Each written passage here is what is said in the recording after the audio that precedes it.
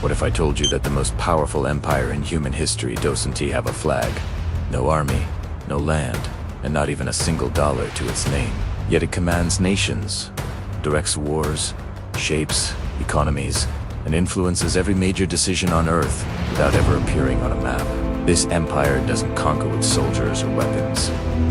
It conquers with debt. For more than a century, a hidden network of financial institutions has quietly dictated the rules of global money. It controls who prospers, who struggles, and who pays the ultimate price, all while staying invisible to the public eye. To understand how this empire was built, we must go back to the early 1900s, when the world still believed that money was gold. Before the 20th century, every major currency was backed by real money. Governments could not simply print money at will because every paper note had to be redeemable in gold. But the world's most powerful bankers saw limits as opportunities. In 1910, a secret meeting took place on Jekyll Island, off the coast of Georgia, hidden from the public and even from Congress. Several of America's most influential bankers gathered to design a new system that would give them centralized control over credit and currency. 3 years later, in 1913, their plan became law with the creation of the Federal Reserve. The name sounded official, but the Federal Reserve was not truly federal. It was a private consortium of banks granted the power to create the nation's money supply. From that day forward, every dollar came into existence as debt owed to the very institution that printed it. Money was no longer owned. It was owed. The US government would now borrow money from the Federal Reserve, paying interest on every note created. The system spread quickly.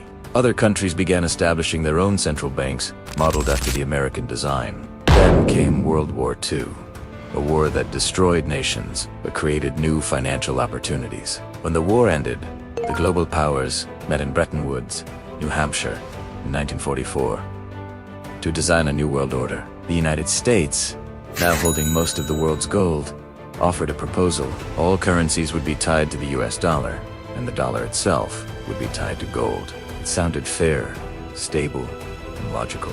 But behind that promise was the foundation for a new empire.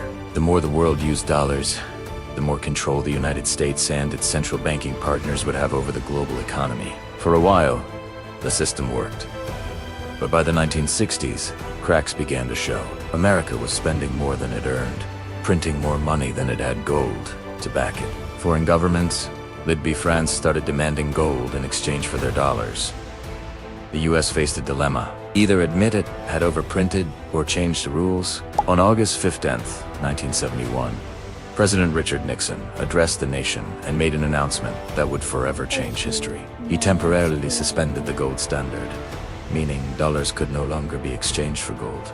Overnight, money lost its physical anchor. It became fiat currency value backed by nothing but trust in government. The dollar was no longer a claim on gold, but a promise backed by debt. This was the birth of the modern financial empire. Central banks now had unlimited power. They could create money with a keystroke, lend it to governments, and collect interest forever. Inflation became a hidden tax, quietly eroding the value of savings while enriching those who controlled the money supply. The 1980s brought deregulation and the rise of complex financial instruments like derivatives. Banks discovered they could not only lend money, but also bet on the debt itself. The global economy transformed into a casino where risk was repackaged and sold for profit. Then came the crash of 2008, when the system nearly collapsed under its own weight. The same institutions responsible were deemed too big to fail.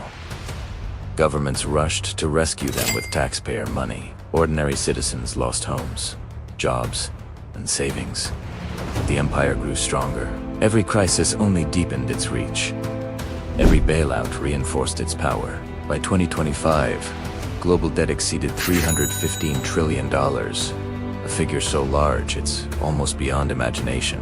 Every dollar, euro, and yen in circulation represents someone's obligation to repay. But who is the ultimate creditor? The answer remains the Saman.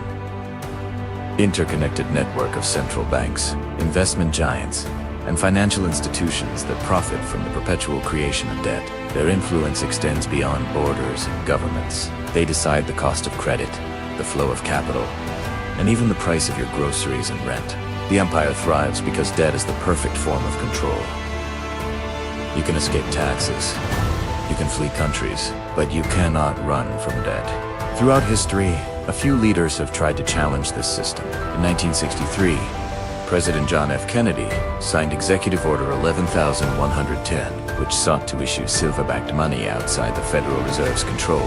Months later, he was gone, and the order was quietly revoked. Decades later, in the digital age, cryptocurrencies promised freedom from centralized banking. Bitcoin and other decentralized currencies gave people hope for a system beyond manipulation. But as the movement grew, central banks began planning their counterattack. Their answer was the Central Bank Digital Currency, or CBDC. These new digital forms of national money are presented as innovation but come with unprecedented control. Every transaction can be traced, monitored, and even blocked. Privacy becomes a privilege, not a right. In China, the digital yuan is already tied to a social credit system. In the West, financial institutions are beginning to flag and restrict certain purchases. The empire is evolving again. It no longer just manages money.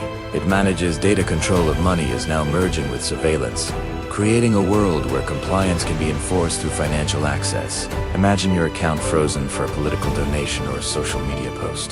That is the next stage of the hidden empire. The truth is, money itself has changed form, but the hierarchy has not. The same families, the same institutions, and the same mechanisms of debt remain in place. Only the tools have been updated. So what can we learn from all this? First, money is not wealth. It is a promise of future labor, controlled by those who issue it. The more debt we take on, the more we surrender our independence. Second, inflation is not an accident. It is a design.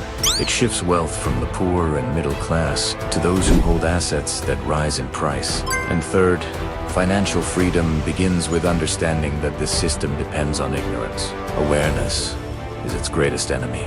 The empire doesn't need to own gold, oil, or land. It owns the illusion that paper and digits have value. And as long as that illusion holds, its control remains absolute. But empires built on illusion eventually collapse when belief fades. The question is not if this one will fall, but when.